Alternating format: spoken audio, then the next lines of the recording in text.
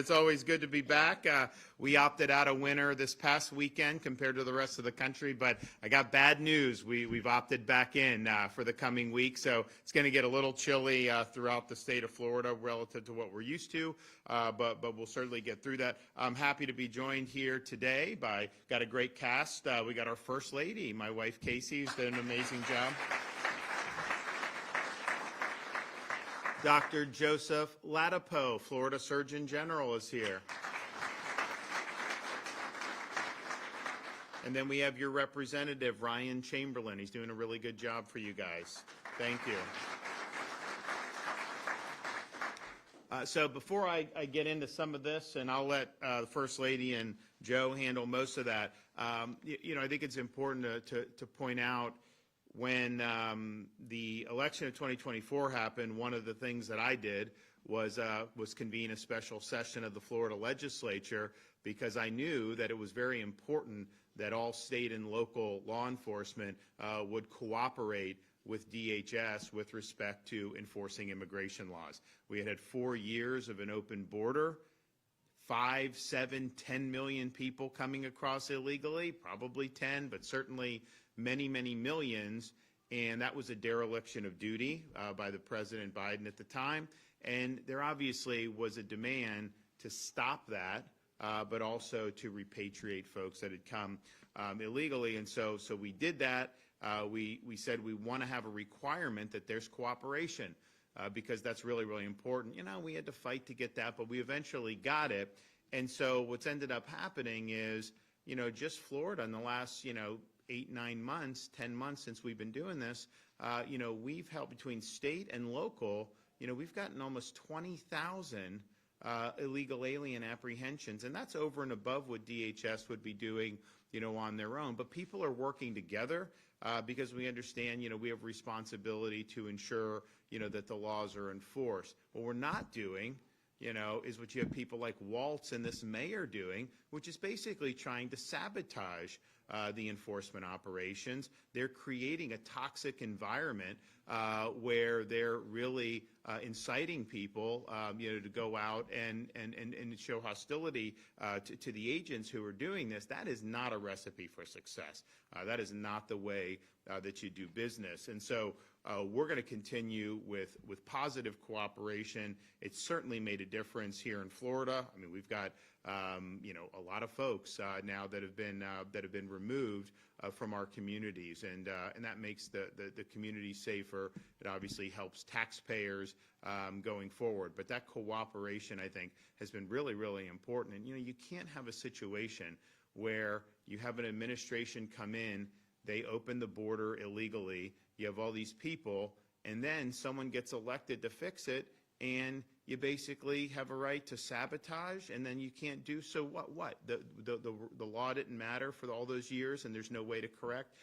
We obviously know that we need to do that. So we're going to continue with our positive cooperation. I think that's the only way to do it, and I think that's it's paid big time dividends, for the state of Florida. Now, the other thing that we've done is, if you have somebody illegally driving on the roads and they don't have a license, our highway patrol will find that and then turn them over to DHS.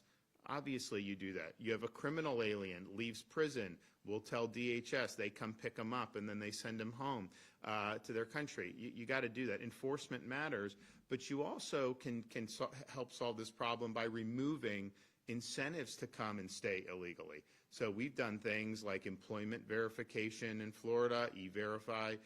We had, before I was governor, they had enacted in Florida in-state tuition for illegal aliens. I was able to sign the repeal of that provision because it honestly treated somebody, illegal alien, better than U.S. citizens in Georgia and North Carolina, and that didn't make any sense, but obviously that was an enticement. We've said no driver's licenses or ID cards, all the different things. Of course, got to be a citizen to vote, and people have been prosecuted for voting as illegal aliens, but there's definitely things that can be done. I mean, I think the federal government should deal with these remittances that illegal workers are sending back home. If you stop that, that's going to be a huge disincentive for people to come and remain illegally. Congress can defund sanctuary cities.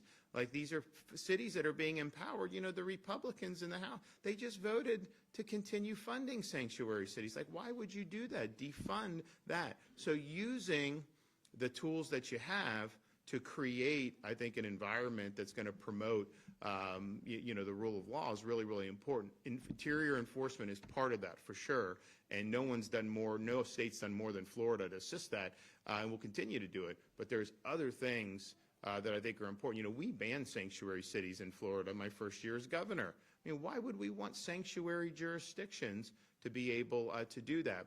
So they should do that nationwide, and I think that that would make, you know, a really, really big difference. But you know, we've had positive results. We've had positive interactions.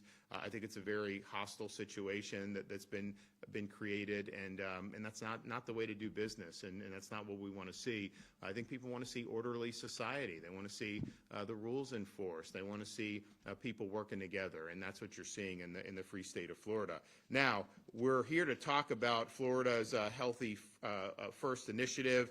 So a few months ago, the First Lady, Dr. Ladapo, Lieutenant Governor Jay Collins, and I launched our, you know, Make America Healthy Again Florida initiative, and we said there was going to be a lot of different things that we were going to do. One of the things that they've done now over the last several months is they've done testing on key things that families use, particularly with respect to children. So a few weeks back, we did an announcement on testing of baby formula that Dr. Ladapo had overseen at the Department of Health. And, you know, you had some of these baby formulas, you know, they've got things like lead and things in them in levels that are probably not good for human consumption. And so they were able to do those test results, put out the results on the web page, and then let people. There were some formulas that were very positive, but then there were others that would be you know, questionable. And so that's really important to be able to show folks, you know, what's going on. So we really view us as the state as serving an important role. I think a lot of what we're doing is consistent with what they're trying to do, you know, right now at the federal level, but we're showing we have a role to be able to do some of these things that maybe the FDA has not yet done, maybe they will do in the future, but to give parents information, particularly when it comes to things with very, very small children. And so that was really, people really appreciated that. People have been able to make decisions as a result of that. And so then the next thing they're doing, as you can see, is candy and looking at candy. And, you know, I said, listen, let the results, you know, come as they are, but please don't tell me there's anything wrong with Reese's Cups or whatever. And sure enough, there's not. So I'm good. Like, I just, you know, it's, and I know my kids would be very upset if there was something wrong with Reese's Cups. So they went and they tested, you know, some of the candy and seeing some of the things, you know, that are in this. And I think some of it is like, you know, you take one piece of candy with maybe some of this, you know, but if you do certain quantities, which, you know, I mean, are kids just eating like 10 nerds? No, they're eating the whole box of nerds, right? Well, at least my kids are. And then they don't behave afterwards because of the sugar rush. And so I need to stop giving that to them. I know my wife is telling me not to give it to them. So you have this, and it's like, okay, well, what quantities, all this other stuff. So there's a whole bunch of stuff that goes on that. But it's going to be the same type of thing. They're going to the results will be made public today, so you'll be able to look at that. You'll be able to see. And look, we just want parents kind of to know what's out there. I mean, you know, there's a lot that's good that goes on. It's like you're in a supermarket, you grab this, grab that. Maybe not everything is created equal in terms of what would be the healthiest options. And you know, it's not even a situation where, you know, we're saying like, oh, you know, you can only eat, you know, perfectly healthy stuff. I mean, like, if there's choices between different types of candies that you're giving a treat for, and one has the better ingredients and another may have some stuff in there that you wouldn't want, well, wouldn't you want to know that as a parent or a grandparent before you're making some of these decisions? And so thanks for First Lady and for Joe for spearheading this. I think it's really, really important, and I know people will really appreciate hearing the results. And so to tell you about it, we'll bring up the First Lady. You can imagine we have some really fun conversations at home about all of this between, I was like, yes, the Reese's peanut butter cups we found were good, so no worries. But as a mom, you know, I was doing this morning what I think a lot of moms and parents all across the state and frankly the United States of America, they were doing. A little chaotic in our household, getting everybody dressed and out the door, but you know, I was making sure that I was packing lunches for them. And, you know, that's what parents do primarily in the morning. One of the big things they do to help prepare their kids to be able to have a productive and they hope healthy day. And so, you know, I'm putting these foods into their lunch boxes. And, you know, I'm choosing things that, of course, that are affordable, but also that I have some assumption that they are safe. Because these decisions are made off of trust. Trust that what is sold on store shelves is what it claims to be. Trust that these ingredients on these labels are indeed accurate. And trust that foods marketed to children are not quietly exposing them to harmful chemicals. You know, there's a reasonable expectation that our food supply, especially foods marketed to children, should not contain toxic chemicals. Ensuring the integrity of our food supply has been one of the central missions of this commission that the governor put forth. That's why when we launched this Healthy Florida First initiative, it was designed to really bring transparency, independent testing, and accountability to the foods that Floridians and frankly Americans are consuming sometimes every day. So under this initiative, as the governor has mentioned, we started with baby formula because there is no more vulnerable population than, of course, the babies and the youngest among us. The Florida Department of Health, we tested 24 different baby formulas, and then what they found was very troubling. They found that in 16 of the 24, they contained elevated levels of arsenic, cadmium, mercury, and lead. And for many infants, formula is their sole source of nutrition during the critical stages of development. And this, of course, for us and for many parents and grandparents, this is unacceptable. And we made it clear that this testing, and we're continuing to work on that with the baby formula, but that is not where we're going to stop. We said we're going to continue to do the testing. And so next, as promised, the attention has turned to another category heavily consumed by children, and that is candy. Through independent testing conducted by certified laboratories, the Florida Department of Health tested 46 different candy brands from 10 different companies. Of those, 33 were traditional, well-known candies, brands that we grew up with, things like Three Musketeers and Snickers and Skittles and Nerds and Kit Kats and Jolly Ranchers.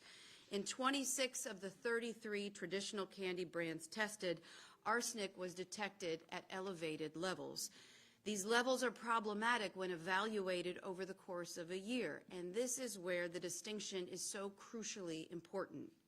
The concern here is not necessarily about one single piece of candy on one single day.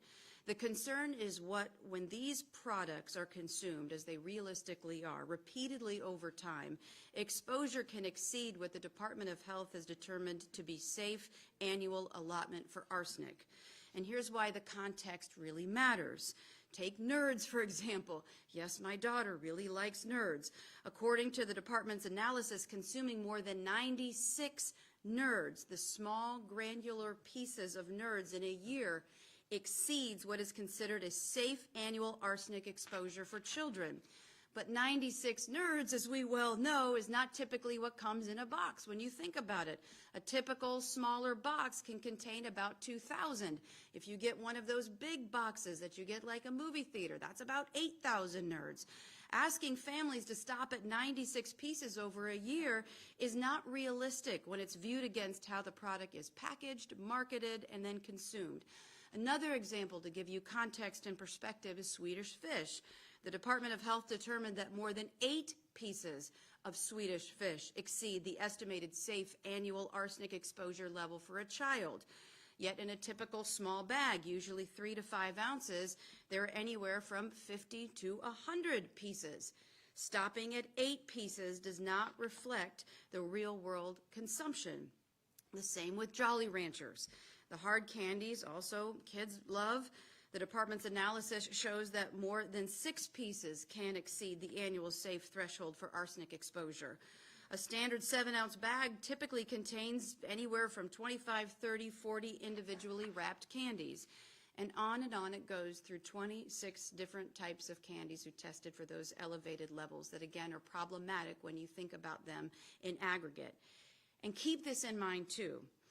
This is really before taking into consideration aggregate exposure, yes, as you're eating more than the allotment that the Florida Department of Health has deemed in a single serving or in a partial part of the bag. It's also consumed over time, more than a year, the candies, but it's also looking as you're eating more candy and then other foods that could potentially contain arsenic as well. Parents and grandparents may not be aware of these potential problems about arsenic. And cumulative exposure is not something that anyone sees reflected on a label or at a checkout aisle. And the context matters, especially for the health and the well-being of our children. And as the Surgeon General will talk about in a second, arsenic is a known toxic element. Long-term exposure, particularly during childhood, has been linked to developmental impacts, effects on the immune system, and increased cancer risk later in life.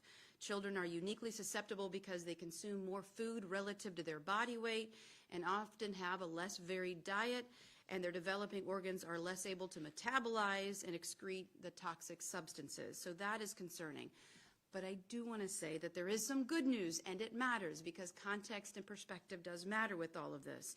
The candies did not generally show elevated levels of lead, mercury, cadmium, and other problematic carcinogens, and not all candy tested showed elevated levels of arsenic. Some traditional candies came back with no identified significant arsenic risk, like Hershey Chocolate Bar, Reese's Peanut Butter Cups, Whoppers, M&Ms, Twix, and Milky Way. That tells us something really important, that this contamination is not inevitable. It can be prevented, and we can ultimately do better as a society. The same is true for products marketed as healthier or organic. Of the 13 candies advertised as organic or healthier alternatives, only 2 showed elevated levels of arsenic. Those were Smart Sweet Caramels and Smart Sweets Sweet Fish. The rest did not, which enforces that better sourcing, better manufacturing practices really can, in the long run, make a huge difference.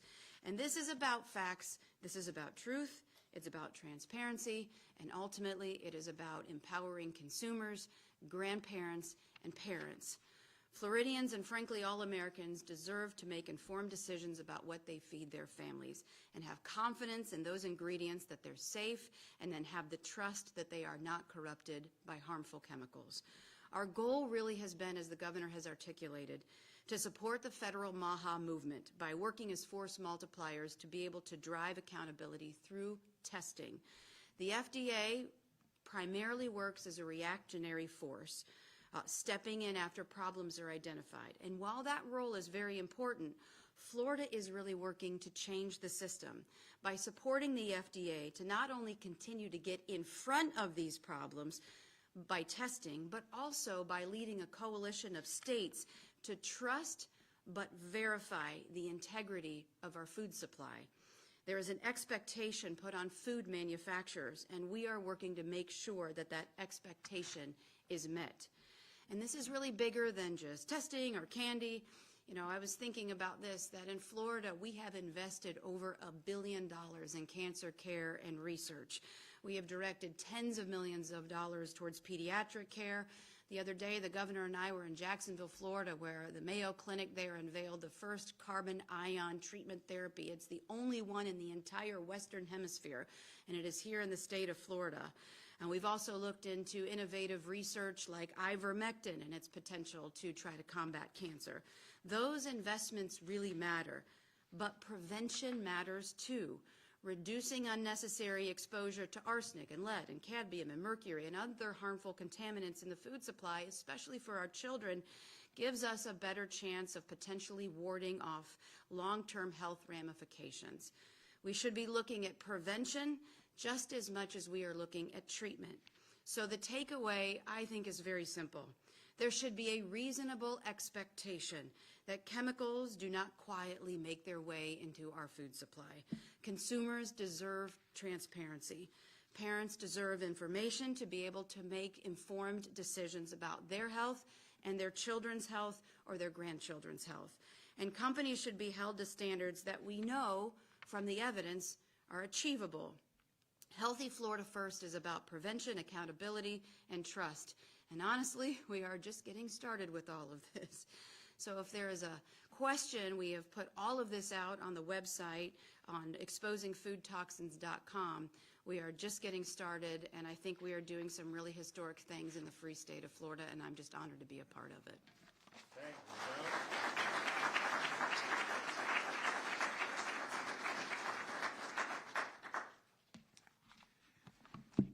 you, Good morning. Hello to our friends at the Villages. Well, we are, we've been doing this. I feel like we were just here, and I guess it was like a week and a half ago, maybe 2 weeks ago, that we made the announcement about the baby formula testing. And now we're doing candy. And I know some people had palpitations out there, because we have our relationships with our candies. But it's funny, I have one more thing in common with the governor, because I love, and I don't really eat them anymore, but I love Reese's Cups. And those did come out as being better than some of the other candies in terms of some of these heavy metals. So that, I know some people are going to be breathing a sigh of relief in the audience, because those are good. Chocolate and peanut butter, very special divine combination there, right? So, this is I agree with the First Lady. I think this is really important work that we're doing. And it's very analogous to what Governor DeSantis has led for the years that he's been governor and during his term, which is like transparency and power to the people. We've, for decades, and in fact centuries, we've seen power shift to private interests that, are working in collusion with government, and not to the betterment of the people, really to sort of private benefit of individuals who are, engaged in making these arrangements, or the government officials who aid them and abet them. And that's literally a summary of where we are as a society now. And certainly a lot of people, so many people became more aware of that, including myself, during the COVID-19 pandemic. And, we saw the power of, we saw the efforts to basically disempower people, right? Like, do this, do that, 6 feet away, wear 3 masks, you have to take this vaccine, it'll fix everything. Now you have to take a second one, now a third one, now a fourth one. And we saw the shift in individuals trying to, both becoming more powerful by receiving more information and knowledge, usually from a grassroots perspective, right? It wasn't, that information wasn't coming from the government, but also, people working to help other people become more empowered. And finally, we were able to shift the tide. And that same paradigm, that same framework, that's exactly what's here. Is it shocking that, we have so many different types of food that have carcinogens, like known human carcinogens in them at high levels? It is shocking, and yet, that's what's normal currently. And, I'm really grateful to the governor to, provide us support to do this, and to the First Lady to have the vision to, say, you know what, it is possible for us. Let's put everything into this, and let's change the tide. Let's make this normal become abnormal. And so that's what we're doing, and we have, as she said, we have a lot more to go. There's a lot more to go. There's plenty of dirt, unfortunately, to uncover. So in this case, with candy, the major thing that I found striking is that, arsenic is in soil, it's naturally occurring, it's everywhere, it's actually in all foods. However, it tends to be in low concentrations. And sometimes it can be in higher concentrations, particularly if food comes from, say, apple orchards, for example, that were historically treated, say, back in the early 1900s with a particular type of pesticide that was high in arsenic. So sometimes some foods are sort of more problematic than others for very good reasons, but in general it's low in most foods. Rice tends to have higher amounts. I was really shocked by the levels of arsenic in common candies. The levels of arsenic in common candies are much higher, 2, 3, 4 times higher than even foods that we know have high levels of arsenic in general, like rice. And compared to foods that just typical foods that people eat, the levels of arsenic were 20, 30, 40 times higher. It just unbelievable. And candy, that I ate as a kid, and I'm sure many of you ate as children, and Halloween, and just scarfing down on that stuff. So they're very high. And these charts that show how much candy people can consume before they exceed annual limits, what those charts are showing are the fact that arsenic is actually highly carcinogenic. So it doesn't take much of it to start causing a problem in terms of increasing the risk of cancer. And it's shocking to imagine, but it takes very little arsenic consumed on a regular basis to increase your likelihood of cancer. So just to put this into additional context, the types of cancers that have been linked to arsenic exposure and consumption include cancer of the lungs, cancer of the liver, cancer of the kidneys, cancer of the skin that's non-melanoma, and then there are other types of organ dysfunction. The First Lady mentioned some. Immune dysfunction, other types of dysfunction. Arsenic is just, it's very bad. So we're going to be sharing the information that we received from the testing. That's going to be all publicly available. The way you come up with these estimates are based on models about the relationship between exposure and risk. Depending on the inputs, depending on the assumptions that go into the models, you get different estimates. What we have here are highly conservative. So we've used for the purpose of this, the strictest levels, the strictest inputs, the strictest standards. So that's how we've come up with this. If you use different standards, maybe instead of 6 Jolly Ranchers, maybe you can have a bag in a year. And maybe, I don't know, maybe you can consume a whole box of Nerds. But either way, I mean, the picture doesn't change. I mean, clearly this stuff is high in arsenic. And as a parent, you probably want to avoid doing that to your kids, like if you have control over it, if you have a choice. Also, as the First Lady said, it's not always the case that the organic or the healthier versions are actually better for you. But in this particular case, when it comes to the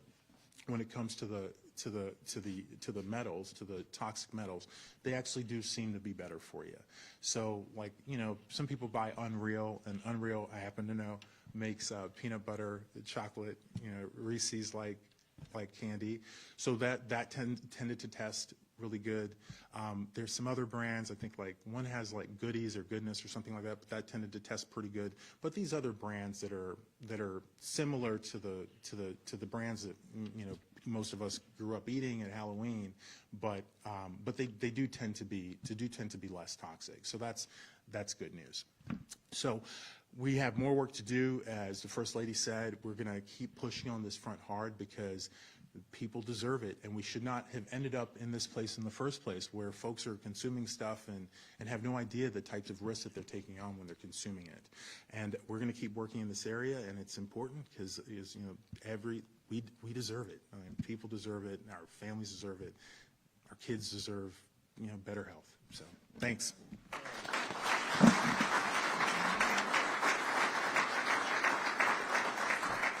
Well, thanks, Joe, and thanks to the First Lady for that. And I know there's more things that they're testing, so there'll be more information coming very soon. Also, just wanted to point out, so Friday we got state GDP numbers, the size of the economy. And when I became governor, Florida's economy was a little over $1 trillion. Friday's numbers were at $1.85 trillion, and so it's like a 70% increase in 7 years. We have the second, as a percentage basis, we're number 2 in America behind Idaho. We just upped to Idaho, helping them with the passing a balanced budget amendment through the states, which we're trying to do. We got 28. We need 34, but and I think they're going to do it. But I used to rattle off Florida. We're number 1 in economic freedom, number 1 economy. 3 years ago, I'd do my thing, and I'd be like number 1 in economic growth. And then someone said, "No, you're not. You're number 2." And I was like, "Well, I was like, no, we're ahead of Texas. I know. Trust me. I look at that. No, Idaho." And so Idaho's 1 as a percentage, not obviously that. So that's that. So that's where we'd be like, I think, top 15 in the world if we were our own country. For our economy, which is really, really good. And then since I've been governor, if you take all the debt the state has accumulated, we've retired 50% of that just in my term, because we're doing accelerated debt repayment. The legislature has funded a program that you buy the bonds cheaper, retire them early, and then you don't have to pay the interest. You save on principal too. And so we've saved probably between principal and interest, we've probably saved, $1 billion, $2 billion, over the last few years by doing that early. So if you said the taxpayer-supported debt of Floridians, if you had to write a check for your share, I think it's like $400. If you had to write a check for your share of the federal debt, I think it's like $110,000, $130,000. Some people even say a lot more than that, but bottom line, it's a lot. So, and obviously, federal has gone up, every year for how many years? We're going down every year. They used to have that debt clock in New York City showing the national debt going up every day. I want to create one for Florida where the clock shows it going down every day. I mean, wouldn't that be something that would be neat? The other thing that we're doing is 2026 is America 250. And so we've really leaned into this, I think, more than any other state by far, because I think it's important, one, that we commemorate that. Two, that we remind people about, what it means to have founded the United States of America. What about the ideals that it was founded on? How did we have a constitution that came out of that the next decade? All these, and especially for young people, we've really increased civics in the schools. So now you have very robust. We have programs for teachers where they can learn about all the building blocks of the American Republic throughout Western civilization, things they don't really teach as much in colleges. They do it now in Florida's universities, but not as much around the country because it's considered a lost art. It's not kosher with their ideological agenda. And so there's a whole bunch of reasons for that, but that's really fallen out of favor. Well, you need to know all the, so we put them through a course. It's voluntary, but they get $3,000 bonus if they go through the course, and it's like 50 hours of like really, really good stuff. And then we now do really reinvigorated speech and debate. We had very little speech and debate 7 years ago. Now every single school district has speech and debate, and we have hundreds of people that are going to be in the championship in the spring down at New College in Sarasota. And what we've done is we now give the winner, we've endowed a $50,000 scholarship to the winner, $25,000 for second place, $15,000 for semifinalists, $10,000 for quarterfinalists. And I think we now have that funded. I mean, it's not taxpayer, it's the direct support organization, the foundation for the Department of Education, but they've gotten enough support to where, that's probably funded for the next 10 years, even if they have no additional donations. And so I think that that's really important that they're doing it. So we've been doing that, but then 250, our view is like, yeah, let's lean in. So we have counties that are named after different founding fathers. And so, I'm like, okay. So we brought a Jefferson statue to Jefferson County and put him in front of the courthouse. I got a Washington statue in the state capitol that we got from Mount Vernon. Beautiful statue that we've been displaying there. We're getting a replica built. We're going to put that in Washington County. I got Ben Franklin in Franklin County. The thing is like these blue states are taking these statues down, so I get them at a discount on the open market. I mean, it's really fun. So we've got James Madison coming in for Madison County. We've got Hamilton for Hamilton, James Monroe down in the Keys, Monroe County, and all that. And we're going to do that. But what we're also doing is we are going to be doing things to also commemorate folks who've really represented those founding ideals, throughout, American history. And so we're going to be doing soon a Ronald Reagan statue at Florida International University. The president's house is named the Reagan House, so we're going to do something down there. I've got a lot of other folks in the hopper, but I got to bring someone to the villages, and so I got to figure out who we bring to the villages. I could do Abraham Lincoln, I could do Eisenhower. This is an Eisenhower thing. So we got to figure out, what the connections. Some of these have connections to Florida. I'm doing Calvin Coolidge. I'm doing it. We're going to do it in Polk County because that was his last public appearance as president, and back in 1929. I think we're going to do Frederick Douglass at St. Augustine. He was down there, campaigning for civil rights after the Civil War in St. Augustine. So we're going to do that. We're going to do others. but I got to figure out who we want in the villages. So you guys talk to your folks, let us know who we can do. We want to do someone that'll, I think, that people will be proud of and whatnot. You know, I don't know that Eisenhower was ever here, though there's a lot of fanfare, and I think it's been very well done, everything that they've done here on that. He may have been in other parts of Florida during his tenure in the Army, and then he would go to the Keys, but that was Truman at that. We have a little White House down there that we do for Truman that he used to stay, and we've put money in to refurbish it. So I don't know that I could do Eisenhower down there. That'd probably have to be Truman, but maybe Eisenhower, maybe Lincoln, maybe some other folks. And so you guys let us know, and we'll make it happen. We've got to run. I got to get back to there. We're running a little late this morning. I wish I could stay longer, but God bless the villages, and God bless the free state of Florida.